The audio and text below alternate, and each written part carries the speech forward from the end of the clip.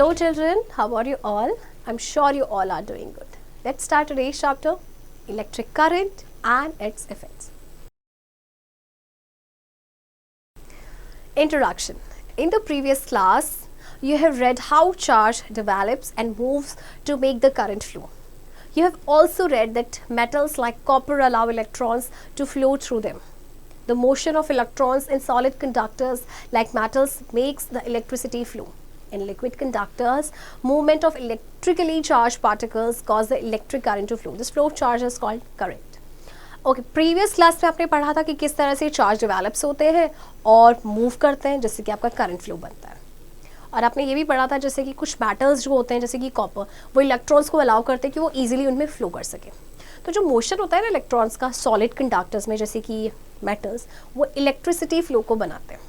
और liquid conductors में जो मूवमेंट होता है इलेक्ट्रिकली चार्ज पार्टिकल्स का, वो इलेक्ट्रिक करंट उनकी वजह से फ्लो करता है. So this flow of charge is called current. 11.1 Behavior of electric charges. Atoms are made of even smaller particles called subatomic particles. These subatomic particles are protons, neutrons and electrons. Both protons and electrons have a basic property called electric charge. However, the kind of charge is not the same for both the particles. Protons have a positive charge, which is shown by a plus symbol.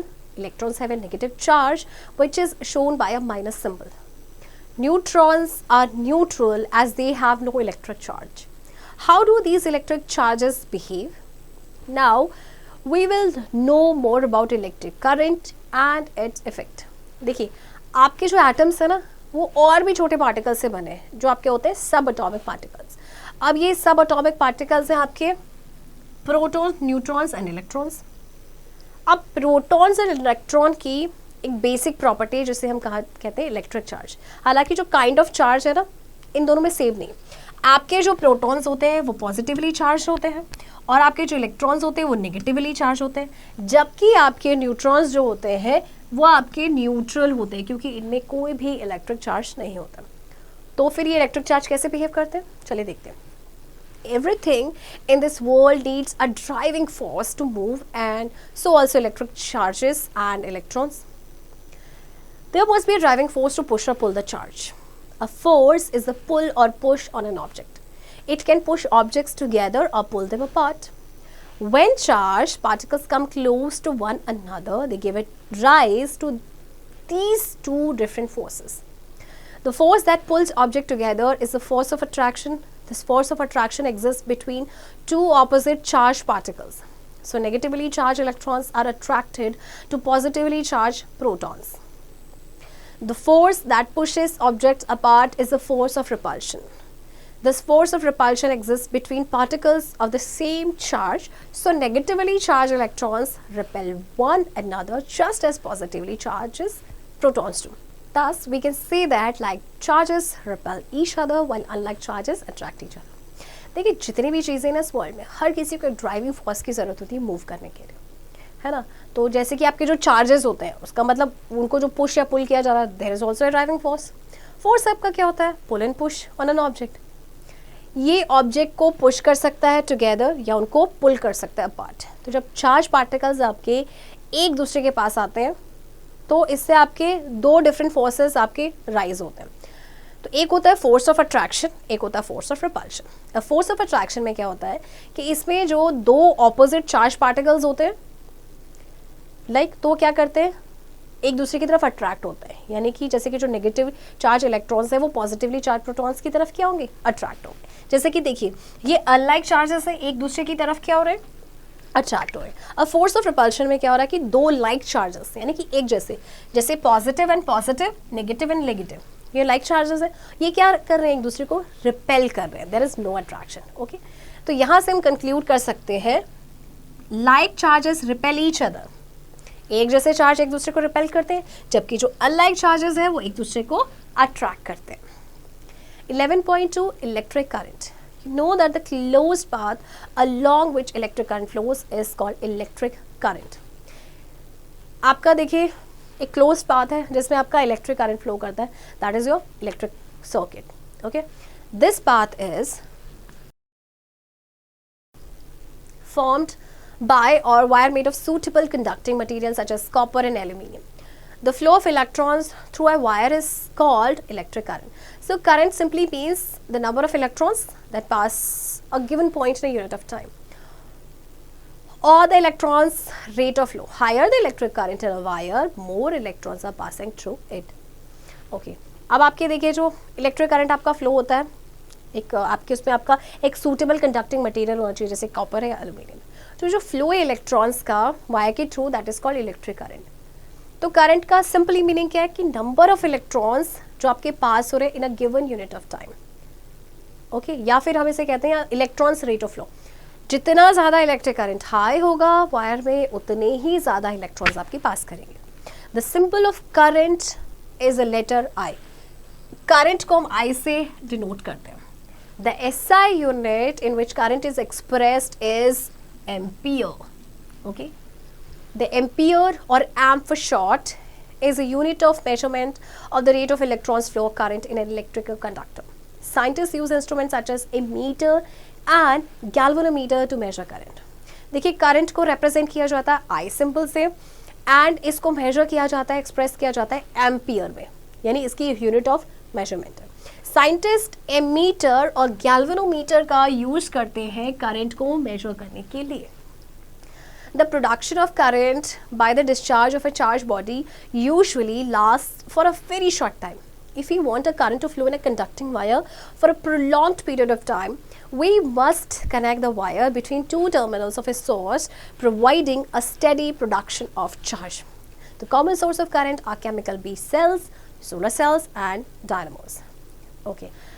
अब क्या होता है, देखिए जो production होता है current का by the discharge of a charged body, वो आपका यूजुअली बहुत थोड़े टाइम के लिए लास्ट करता है. तो अगर हम चाहते हैं कि करंट आपका फ्लो करता रहे कंडक्टिंग वायर में लंबे समय के लिए, तो हमें वायर को कनेक्ट करना पड़ेगा दो टर्मिनल्स के बीच में ऑफ अ सोर्स, जो कि क्या करेगा, एक स्टेडी प्रोडक्शन ऑफ चार्ज को प्रोवाइड करेगा. अब कॉमन सोर्सेज जो होते हैं करंट के, क्या होते हैं, chemical based cells, solar cells या फिर dynamos. A device in which a potential difference is maintained between its two terminals by the conversion of chemical energy into electrical energy is called a chemical base cell. In a solar cell, solar energy is converted to electrical energy to produce a potential difference. A dynamo is a device which converts mechanical energy into electrical energy. Okay. अब एक device जिसमें आपका जो potential difference है वो maintained होता है इसके दो टर्मिनल्स के बीच में, ये होता है कन्वर्जन होता है केमिकल एनर्जी का इलेक्ट्रिकल एनर्जी में, तो उसे कहते हैं chemical based cell. Solar cell में क्या होता है, सोलर एनर्जी कन्वर्ट हो जाती है इलेक्ट्रिकल एनर्जी में, जिससे कि एक पोटेंशियल डिफरेंस को प्रोड्यूस करती है. एंड डायनामो एक डिवाइस है जो मैकेनिकल एनर्जी को कन्वर्ट करते हैं इलेक्ट्रिकल एनर्जी में. 11.3 direct and alternating currents. A steady current flowing in one direction only is called a direct current, or simply DC. The current in dry cells and batteries is direct current. The electric current which moves back and forth, reversing its direction regularly, is called alternating current, or simply AC. The current we use in our homes is AC. In AC, direction of flow of current is bidirectional, whereas in DC it is unidirectional.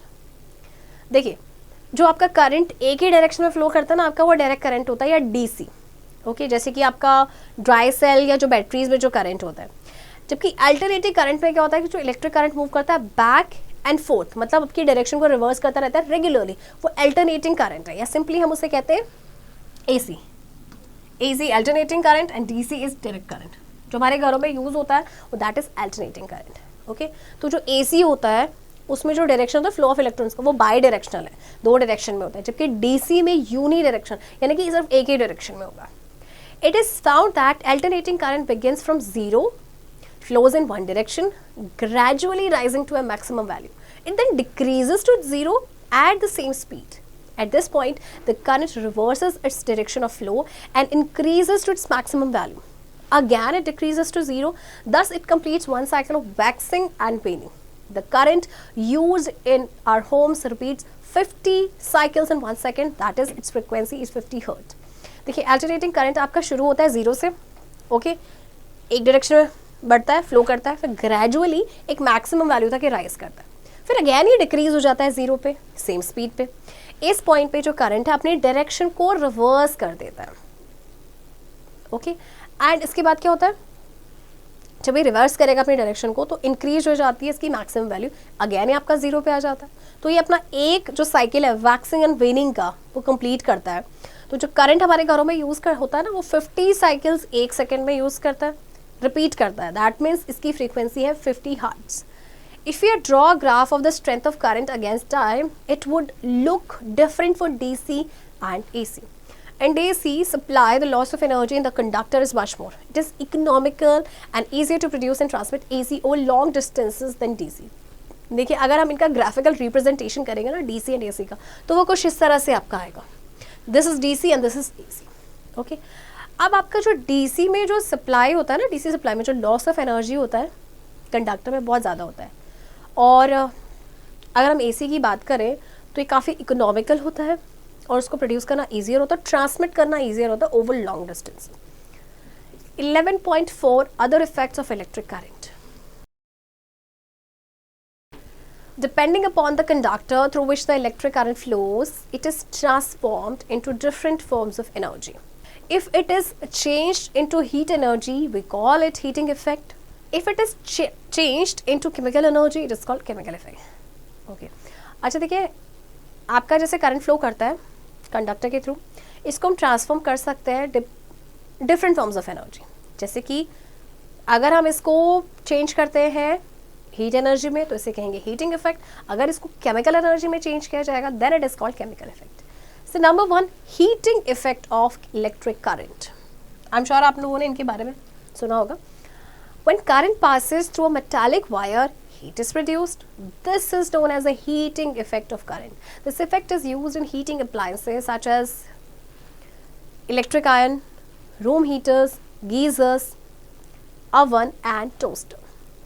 देखिए जब कोई भी current आपके metallic wire पे आपका पास होता है, heat produce होती है, तो ये हीटिंग इफेक्ट ऑफ करंट है। और इसको यूज़ किया जाता है हीटिंग अप्लायंसेस में, जैसे कि आपका इलेक्ट्रिक आयरन है, राइट, आपका हीटर्स होते हैं, रूम हीटर्स, गीजर्स, ओवन या toaster. All devices have a part called heating element which gets heated when electric current passes through it. तो इनका एक जो हीटिंग एलिमेंट होता है ना, वो हीट हो जाता है जब करंट पास होता है इसमें। This heating element is made from coils of a high resistance wire made of nichrome alloy. When these appliances are connected to power supply by copper wires, a large amount of heat is produced in the heating coils because they have high resistance, but a negligible heat is produced in the connecting wires because copper wires have low resistance. तो देखिए ये जो heating element है ये आपके बने होते हैं कॉयल से। किसकी कॉयल से? हाई रेजिस्टेंस वायर के, जो आपके बने होते हैं निक्रोम अलॉय से। तो जब इन अप्लाइंसेस को कनेक्ट किया जाता है पावर सप्लाई के साथ बाय कॉपर वायर्स, बहुत अमाउंट ऑफ हीट प्रोड्यूस होता है हीटिंग कॉइल्स में। हीटिंग कॉइल्स में क्यों होता है? क्योंकि ये हाई रेजिस्टेंस से बने होते हैं, इनका हाई रेजिस्टेंस होता है, जबकि नेग्लिजिबल हीट आपका प्रोड्यूस होता है कनेक्टिंग वायर्स में, क्योंकि जो कॉपर वायर्स होते हैं इनका लो रेजिस्टेंस होता है। Number 2, chemical effect of electric current. Electric current passing through a solution of a chemical breaks it into its constituents. This is called chemical effect of electric current. For example, water on passing electric current breaks up into oxygen and hydrogen. Separation of constituent ions under the action of electric current is called electrolysis. Liquid solutions such as salts and acid solutions, which are good conductors of electricity, are called electrolytes. When an electric current is passed through an electrolyte, the constituent positive ions are attracted towards a negative electrode and deposited there. This effect of current is used in plating materials with a thin coat of a metal, and the process is called electroplating. For example, iron is electroplated with a coat of nickel and chromium to prevent it from rusting. अब देखिए electric current है, एक solution में पास किया जाता है किसी भी अगर केमिकल में, तो उसके कॉन्स्टिट्यूएंट में ब्रेक हो जाता है, तो ये आपका केमिकल इफेक्ट हो गया इलेक्ट्रिक करंट का। जैसे वाटर में जब इलेक्ट्रिक करंट पास किया जाता है तो ये अपने कॉन्स्टिट्यूएंट में सेपरेट हो जाता है, ब्रेक हो जाता है, यानी कि हाइड्रोजन एंड ऑक्सीजन, इन्हीं दो चीज़ों से तो ये बना है। तो जो सेपरेशन होता है कॉन्स्टिट्यूएंट आयंस का under the action of electric current, that is called electrolysis, right. अब आपके जो लिक्विड सोल्यूशंस होते हैं जैसे कि सॉल्ट या एसिड सोल्यूशन की हम बात करें, ये आपके गुड कंडक्टर होते हैं इलेक्ट्रिसिटी को, और इन्हें इलेक्ट्रोलाइट्स कहा जाता है। जब इलेक्ट्रिक करंट पास होता है इन इलेक्ट्रोलाइट के थ्रू, तो जो कॉन्स्टिट्यूएंट पॉजिटिव आयंस है ना, वो नेगेटिव इलेक्ट्रोड की तरफ अट्रैक्ट होते हैं और वहाँ पे डिपॉजिट हो जाते हैं। फिर ये जो इफेक्ट होता है करंट का, इसको यूज़ किया जाता है मटेरियल्स को प्लेटिंग करने में। मतलब जैसे कि किसी भी मेटल की थिन कोटिंग करनी है, तो and this process is known as electroplating. Iron जो है इलेक्ट्रोप्लेट किया जाता है निकल और क्रोमियम की कोट से, ताकि उसमें रस्टिंग ना हो। Number 3, magnetic effect of electric current. In 1820, Hans Christian Ørsted performed an experiment which demonstrated the effect of electric current. A current carrying wire behaves like a magnet, that is, a magnetic compass near it gets deflected. When current is passed through a coil, it also behaves like a magnet. One of its faces becomes the north pole and the other south.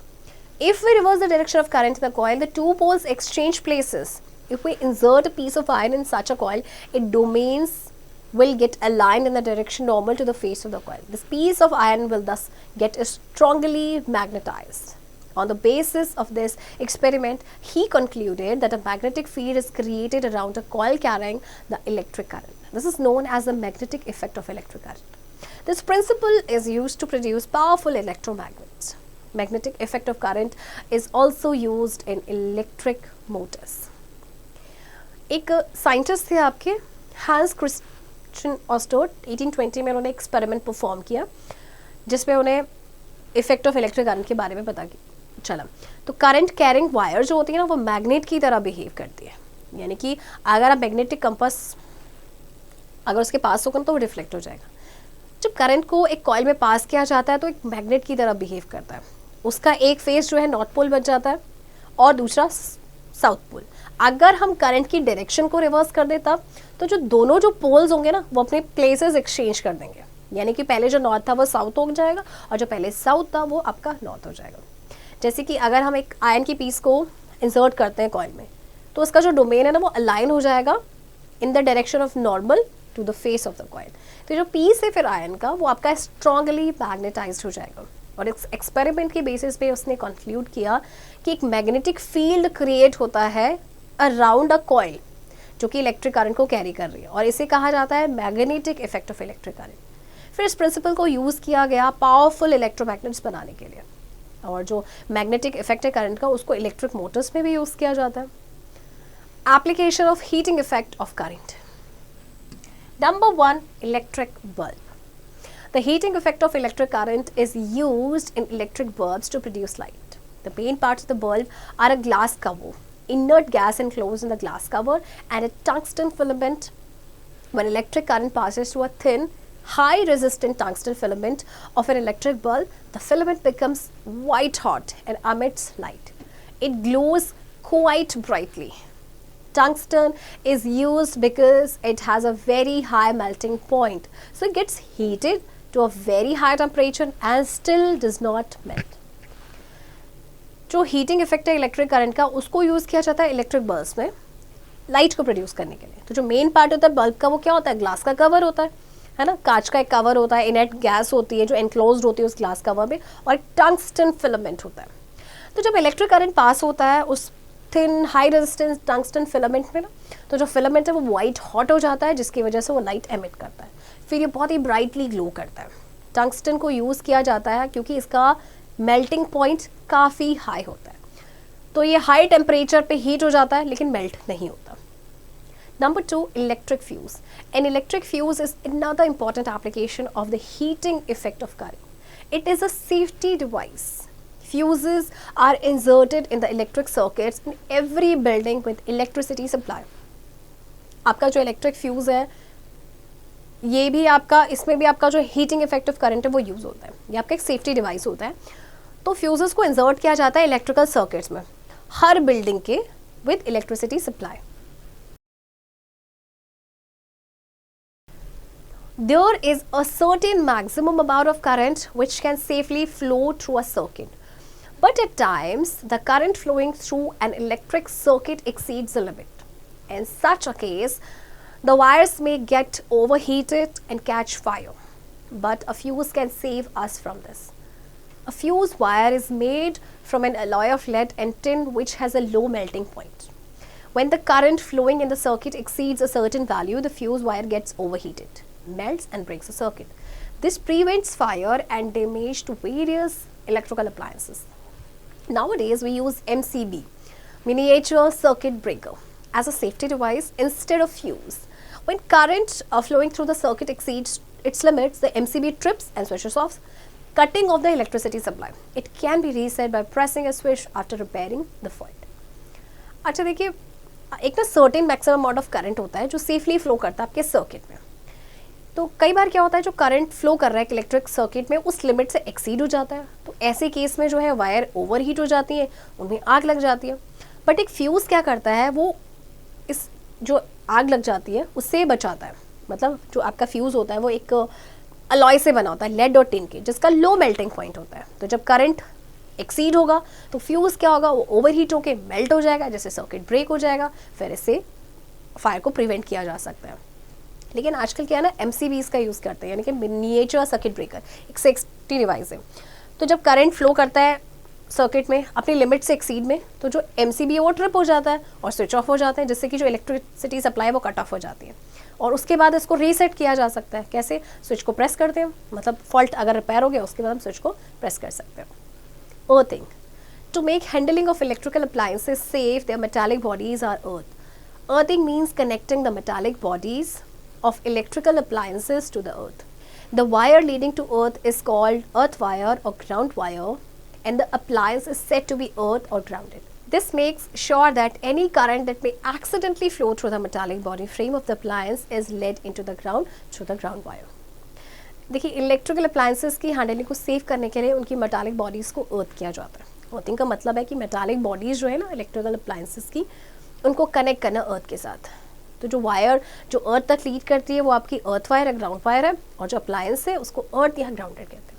तो ये make sure करता है कि जैसे कभी भी जो accidentally current जो है उस मेटालिक बॉडी के थ्रू अगर फ्लो भी करता है तो डायरेक्ट आपके अर्थ तक वो चला जाता है, ग्राउंड में चला जाता है उस ग्राउंड वायर के through. Electrical safety precautions. Working with electricity is a dangerous task, so it is vital to follow safety precautions. Number 1, never handle appliances when your hands are wet or when you are standing in water.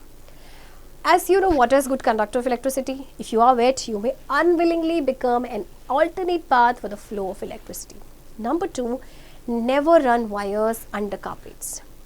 Breaks or frays in the wires are not easily noticed. Such breaks cause short circuits. A short circuit represents a shorter and easier path for electron flow. It can be very dangerous as the electricity flowing through the break may cause shock or lead to fire. देखिए, electricity हम सबके लिए बहुत important है, but ये dangerous भी है.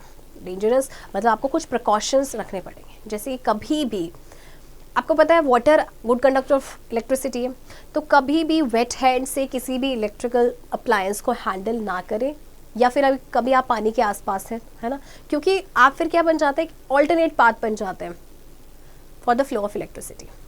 कभी भी वायर्स को कारपेट्स के नीचे ना रखें, क्योंकि देखिए जो ब्रेक्स और फ्रेज होते हैं ना वो इजीली नोटिस होंगे नहीं, क्योंकि वो कारपेट के नीचे, तो इनकी वजह से शॉर्ट सर्किट हो सकता है ना. और फिर क्या होता है कि जब आपका ये इलेक्ट्रिसिटी फ्लो करेगा इन ब्रेक्स के थ्रू, तो उसकी वजह से शॉक लग सकता है और फिर आग भी लग सकती है. Number 3, never overload a circuit by connecting too many appliances to it. Each electric circuit is designed to carry only a certain amount of current safely. Overloading may cause a short circuit and a fire. Number 4, proper maintenance. Always repair worn-out wires. Don't put your fingers in an electric socket. Never put a utensil in a toaster that is plugged in. Replace worn-out wires and maintain the existing ones properly. Number 5, proper earthing. All appliances must be properly earthed. And number 6, never use main supply. The main supply must never be used to conduct any experiment that involves electricity. देखिए, कभी भी ना आपको एक circuit को overload नहीं करना है, क्योंकि हर इलेक्ट्रिक सर्किट को ना इस तरह से डिज़ाइन किया गया है कि वो सर्टेन अमाउंट ऑफ करंट को ही कैरी कर सकता है सेफली. ओवरलोडिंग की वजह से शॉर्ट सर्किट हो सकता है, शॉर्ट सर्किट के बाद आपकी आग भी लग सकती है. कभी भी वर्न आउट वायर्स हो उन्हें हमेशा रिपेयर कर दें. अपने फिंगर्स को इलेक्ट्रिक सॉकेट में नहीं डालें. आपका जो टोस्टर जो कि प्लग्ड इन है उसमें कोई भी यूटेंसिल ना डालें. हमेशा वर्न आउट वायर्स को रिप्लेस करें और जो एग्जिस्टिंग वन है आपकी, मतलब जो आपकी है एग्जिस्ट कर रही है, उनको मेंटेन करके रखे। सारे अप्लायंसेस को प्रॉपरली अर्थ करना चाहिए, और कभी भी जो मेन सप्लाई है ना, वो उसको किसी भी एक्सपेरिमेंट को कंडक्ट करने के लिए कभी यूज़ ना करें जिसमें आपकी इलेक्ट्रिसिटी इन्वॉल्व होती है। 11.5 electric circuits. If you connect one wire from a terminal on a dry cell to a small flashlight bulb, nothing will happen. Now connect another wire from the bulb to the other terminal of the dry cell. The light is switched on immediately. You have simply provided a path with the flow of electrons. You have made an electric circuit. If you remove one of the wires, the light is switched off again. An electric circuit provides a complete closed path or circle for electrons to flow. By removing one of the wires when the light is switched off, you have broken the circuit. देखिए, अगर आप एक wire को connect करेंगे dry cell के एक terminal से और to a small flash light bulb, nothing will happen, right. लेकिन अगर आप दूसरी वायर को कनेक्ट करेंगे बल्ब से ड्राई सेल के दूसरे टर्मिनल में, तो लाइट जो है स्विच ऑन हो जाएगी इमीडिएटली, क्योंकि उसको पाथ मिल गया, यानी फ्लो ऑफ करेंट्स को पाथ मिल गया, मतलब आपने एक इलेक्ट्रिक सर्किट बनाया। अब आप उन वायर्स में से एक को रिमूव कर दीजिए, फिर से लाइट स्विच ऑफ हो जाएगी, क्योंकि आपने सर्किट को ब्रेक कर दिया है। A simpler way of opening and closing an electric circuit is with a switch. You can connect a switch to your circuit. You can flip the switch on and off. When the switch is on, there is a closed path or circuit for the flow of electrons. When it is off, the path is broken. अच्छा, एक simpler way है ना किसी भी electric circuit को open या close करने का, वो है स्विच के थ्रू। अगर आप स्विच को अपने सर्किट से कनेक्ट करते हैं तो आप क्या करते हैं, स्विच को फ्लिप कर सकते हैं ऑन या ऑफ, और जब स्विच ऑन है तो क्लोज पाथ है ना, मतलब आप स्विच ऑन है तो आपका जो सर्किट है वो क्लोज है, यानी पाथ जो आपका क्लोज है, और जब आपका स्विच ऑफ है तो आपका पाथ जो है वो ब्रेक हो चुका है। Now the electrons do not flow any more. This is a very important rule to remember. Electricity can not flow through an open circuit, it flows only through a closed circuit. आप देखिए, जब of है तो path break हो गया है, path break हो गया तो इलेक्ट्रॉन्स फ्लो ही नहीं करेंगे। तो हमेशा याद रखिएगा कि इलेक्ट्रिसिटी जो फ्लो करती है वो ओपन सर्किट में कभी भी नहीं करती, हमेशा क्लोज्ड सर्किट में करती है। Every time you turn an appliance on और ऑफ, यू आर क्लोजिंग और opening a circuit. Since making drawings of the batteries, bulb and switch rails in their actual shape is time consuming and complicated, the symbols shown in figure 11.8 are used to draw a circuit.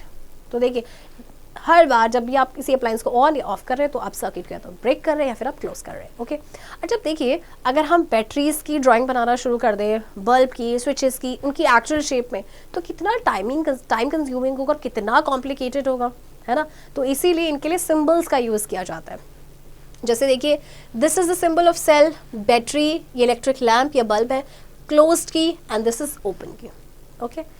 The essential components of a simple circuit are, अब simple circuit में आपके क्या क्या component होने चाहिए, which are essential यानी important. A source of electric current, say a battery, अ की और अ स्विच। क्यों स्विच किस लिए चाहिए, सर्किट को ऑन या ऑफ करने के लिए, ब्रेक या उसको क्लोज करने के लिए, an electric appliance obviously, and connecting wires. Activity 1. To show a simple electric circuit and test the conditions under which electricity flows. ये आपने जो ये सिंपल सा इलेक्ट्रिक सर्किट है, आई एम श्योर आपने क्लास 6 में भी बनाया होगा। चलिए देखते हैं इसका मैथड क्या है। Take a torch bulb, a switch, a cell and some connecting wires. Connect the positive terminal of the cell to one end of the switch with a wire. Join the other end of the switch to one end of the bulb and the other end of the bulb to the negative terminal of the cell. The circuit is now ready. Now close the switch by putting it in on position. You will see that the bulb starts glowing. The bulb glows because the path for the current to flow is complete and the current flows in the circuit. देखिए, आपको कुछ materials की requirement होगी, जैसे कि torch bulb, आपका switch, cell and obviously कुछ connecting wires. आपने कनेक्ट करना है positive terminal of the cell to one end of the switch wire के साथ। फिर जो अदर एंड है उसको आपने ज्वाइन करना है, other end of switch join करना है to one end of the bulb, and other end of the bulb जो है उसको आपने कनेक्ट करना है नेगेटिव टर्मिनल्स के साथ सेल के। फिर जो सर्किट है आपका रेडी है। अब आप इस सर्किट को क्लोज कर सकते हैं। कैसे? आप स्विच को क्लोज कीजिए by putting it in on position, आप देखेंगे बल्ब जो है ग्लो करना स्टार्ट करेगा। बल्ब ग्लो कर रहा है क्योंकि जो करंट के फ्लो को एक पाथ मिल गया, वो कंप्लीट हो चुका है ना, और इस सर्किट में आपका जो करंट है वो फ्लो कर रहा है, राइट। देखिए आपका स्विच जो है इसमें ऑन पोजीशन में फिगर 11.9 ए में। और अगर आप बी पोजीशन की बात करेंगे, देखिए स्विच देखिए, अब आपका स्विच क्या हो चुका है, ऑफ हो चुका है। स्विच ऑफ हो गया, दैट मीन्स आपका जो सर्किट है वो ब्रेक हो चुका है। तो क्या इस ऐसी कंडीशन में आपका इलेक्ट्रिक बल्ब ग्लो करेगा? नहीं करेगा। Now replace one of the connecting wires with a thick cotton thread. The bulb will not glow as the cotton thread is an insulator and will not allow the electrons to move through it. Thus, for a current to flow, all parts of the circuit should be connected by a conductor. Again, open the key and see what happens. The bulb does not glow because there is a gap in the circuit and the electrons cannot jump across this gap to maintain the flow. Figure 11.9b. Thus, we see that the circuit has to be complete for current to flow through it. अब देखिए, अब आप क्या करेंगे, जो connecting wires है ना, one of the connecting wire को आप रिप्लेस कर दीजिए कॉटन थ्रेड के साथ, थिक कॉटन थ्रेड के साथ, तो बल्ब ग्लो नहीं करेगा क्योंकि जो कॉटन थ्रेड है एक्चुअल में वो इंसुलेटर है, यानी कि वो इलेक्ट्रॉन्स को फ्लो करने में हेल्प ही नहीं करेगा। तो इसीलिए करंट को हमें फ्लो कराना है तो जितने भी पार्ट्स हैं ना सर्किट्स के, वो एक कंडक्टर के साथ कनेक्टेड होने चाहिए। और 11.9 फिगर बी में जो बी पार्ट था उसमें क्या था कि अगर हम की को ओपन कर देते हैं तो क्या होगा, बल्ब नहीं ग्लो करेगा, राइट, क्योंकि वहाँ पे सर्किट के बीच में ना गैप आ जाएगा और इलेक्ट्रॉन जो है उस गैप में जंप तो करेंगे नहीं, है ना। तो आप देख, जो सर्किट अगर आपका कंप्लीट है, क्लोज्ड है, तभी आपका जो है करंट फ्लो में करेगा। Resistance, the electrical resistance of a circuit component or device is defined as a ratio of voltage applied to the electric current which flows through it. R is equals to V by I. The unit of resistance is ohm. Different wires have different resistances. Copper wire has less resistance than iron wire. Copper is a good conductor while iron is a poor conductor. Non-conductors lack mobile charges and so resist the flow of electric current. देखिए जो electrical resistance है किसी भी circuit component का या device का, उसको हम कैसे डिवाइड करते हैं, ratio of voltage apply to the electric current which flows through it. This is the formula. Voltage, V for voltage, ratio है ना वोल्टेज और इलेक्ट्रिक करंट का। सी रेजिस्टेंस रेशियो होता है वोल्टेज और इलेक्ट्रिक करंट का, एंड जो यूनिट होती है रेजिस्टेंस की, याद रखिएगा, दैट इज ओम। अब डिफरेंट वायर्स के डिफरेंट रेजिस्टेंस होते हैं, जैसे कि कॉपर वायर का लेस रेजिस्टेंस होता है देन आयरन वायर, यानी कि कॉपर आपका गुड कंडक्टर है जबकि आयरन आपका पुअर कंडक्टर है। एंड नॉन कंडक्टर्स में आपके जो मोबाइल चार्ज नहीं होते, तो क्या होते हैं, मोबाइल चार्जेस नहीं होते, तो क्या होता है कि वो फ्लो ऑफ इलेक्ट्रिक करंट को रेजिस्ट करते हैं, यानी उन्हें फ्लो करने में हेल्प करते ही नहीं। 11.6 magnetism from electricity. You are already familiar with magnetism. You have read about magnetic substance such as iron, nickel in your previous class. Here is an interesting experiment for you to do. Bring a compass near a wire carrying electric current. The best place to hold the compass is just above or below the wire but parallel to it. Okay. आपको magnetism के बारे में पता है ना, आपने magnetic substance के बारे में पढ़ा था जैसे कि आयरन, निकल में प्रीवियस क्लास में। तो एक बहुत ही इंटरेस्टिंग एक्सपेरिमेंट है। आपने कंपास को लेकर आएंगे एक वायर के पास which is carrying an electric current. तो बेस्ट प्लेस जो है कंपास को होल्ड करने का क्या है कि वायर के जस्ट अबव या जस्ट बिलो बट पैरेलल होना चाहिए। You know the parallel lines means this तरह से होना चाहिए। Observe what happens to the compass needle when electricity is flowing through the wire and when the current is reversed. What do you observe? On bringing the compass near the current carrying wire, its needle is deflected from its position. On reversing the current, the needle is deflected in the opposite direction. Can you suggest a possible link between electricity and magnetism?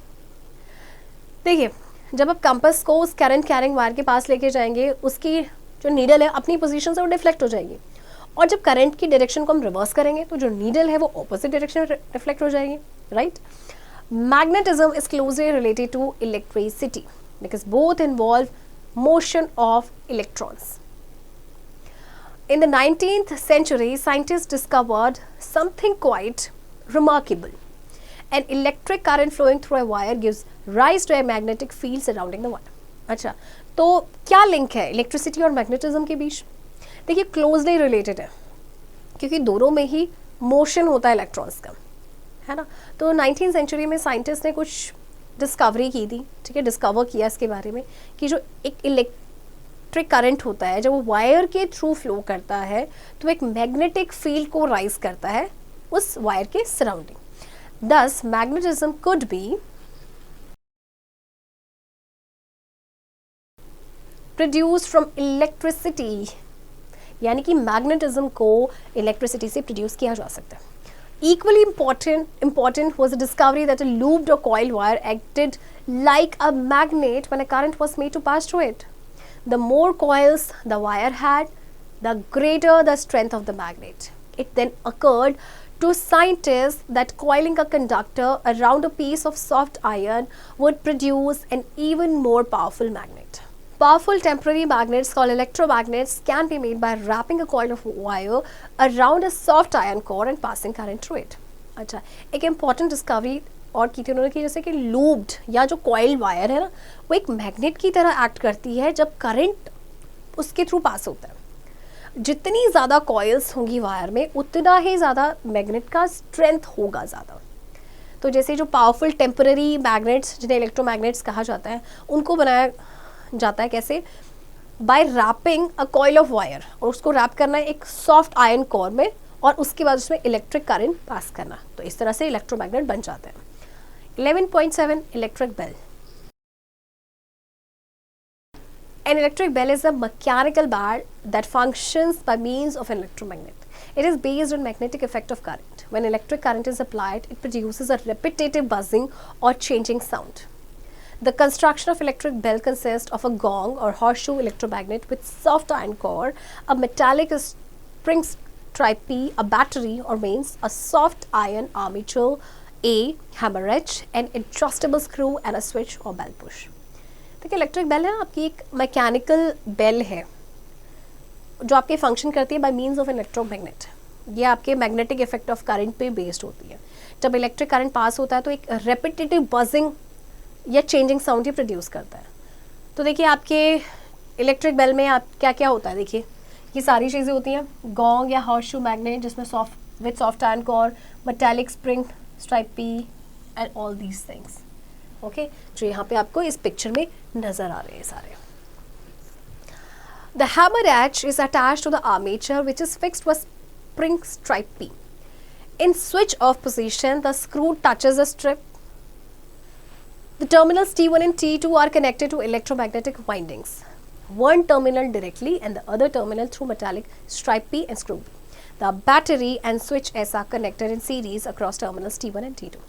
अच्छा देखिए जो hammer है आपका H, this is a hammer, H represented by H, ये attach किया जाता है armature के साथ जो आपके फिक्स होता है स्प्रिंग स्ट्राइप P पे। स्विच ऑफ की पोजीशन पे जो स्क्रू होता है वो स्ट्राइप को टच करता है। तो जो आपके टर्मिनल्स है ना T1 एंड T2 ये कनेक्टेड होते हैं आपके इलेक्ट्रोमैग्नेट वाइंडिंग के साथ। तो एक टर्मिनल डायरेक्टली और जो दूसरा टर्मिनल होता है वो metallic stripe P and screw B के थ्रू। तो जो बैटरी एंड स्विचेस है, स्विच एस है, वो कनेक्टेड होता है एक सीरीज में across terminals T1 and T2. Now working, electric current flows through the coil when switch is turned on, the core of magnet gets magnetized. So soft iron armature A is attracted towards magnet and the hammer strikes the gong and the bell rings. When the armature is attracted towards the electromagnet, the screw loses its contact with stripe and so current flowing in windings of electromagnet stops. Consequently, the electromagnet loses its magnetism and the armature retains its normal position due to a spring effect and touches the screw again. The current in circuit begins to flow again. As a result, the electromagnet gains its magnetism and attracts the armature and the hammer strikes the gong again. The process repeats itself and you hear a ringing sound as the hammer keeps hitting the bell until the switch is turned off. देखिए electric current flow करेगा आपका coil में जब switch को on किया जाएगा, है ना, तो जो कोर है मैग्नेट का वो मैग्नेटाइज हो जाएगा। तो जो सॉफ्ट आयरन है आर्मेचर ए का वो अट्रैक्ट होगा किसकी तरफ, मैग्नेट की तरफ, और हैमर जो है स्ट्राइक करेगा गॉन्ग को और जो बेल है वो रिंग होना स्टार्ट हो जाएगी। जब आपका आर्मेचर अट्रैक्ट होगा इलेक्ट्रोमैग्नेट की तरफ तो जो स्क्रू है अपना वो कॉन्टैक्ट लूज कर देगा स्ट्राइप के साथ। सो जो करंट फ्लो कर रहा है आपका वाइंडिंग्स में इलेक्ट्रोमैग्नेट के वो स्टॉप हो जाएगा। तो जो इलेक्ट्रोमैग्नेट है अपना मैग्नेटिज्म क्योंकि इलेक्ट्रिसिटी स्टॉप हो गई तो इलेक्ट्रोमैग्नेट अपना मैग्नेटिज्म लूज करेगा, फिर जो आर्मेचर है वो अपनी नॉर्मल पोजीशन रिटेन कर लेगा बिकॉज ऑफ स्प्रिंग इफेक्ट, और फिर स्क्रू को टच करेगा, फिर करंट इसके बाद सर्किट में फिर से फ्लो होना स्टार्ट हो जाएगा, जिसकी वजह से जो इलेक्ट्रोमैग्नेट है फिर से मैग्नेटिज्म गेन करेगा एंड आर्मेचर को अट्रैक्ट करेगा और जो हैमर है वो गॉन्ग को स्ट्राइक करेगा। तो ये प्रोसेस अपने आप ही चलता रहता है और आपको एक रिंगिंग साउंड सुनाई देती है क्योंकि हैमर जो है वो बेल को हिट करता रहता है जब तक कि स्विच को आपका स्विच जब तक आप उसे ऑफ ना करें। की points, a force that pushes object together is force of attraction.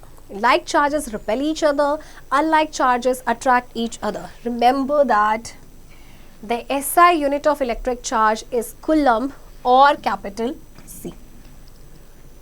The flow of electrons through wire is called electric current. The ampere is a unit of measurement of the rate of electron flow or current in an electrical conductor. Ampere आपका एक unit of measurement है, current को measure करने की जो unit है that is ampere, remember that. The common sources of current are chemical base cells, solar cells and dynamos. Human body is a good conductor of electricity. Fuse is a short piece of wire with low melting point which protects us against too much current flow. The path along which the current flows is called a circuit. Materials which allow electric current to pass through them are called conductors. Charges moving along a wire have energy which can be transformed into different forms. A steady current flowing in one direction only is called direct current or simply DC. A steady current flowing in one direction only is called direct current or simply DC. The electric current which moves back and forth reversing its direction regularly is called alternating current or simply AC. To make self-handling of electric appliances, the metallic bodies are earthed. An electric current flowing through a wire gives rise to a magnetic field around the wire. Powerful and temporary magnets are called electromagnets. An electric bell is a mechanical bell that functions by means of an electromagnet. Children, I hope आपको chapter समझ आया होगा and इस chapter की practice अब आप खुद से करेंगे।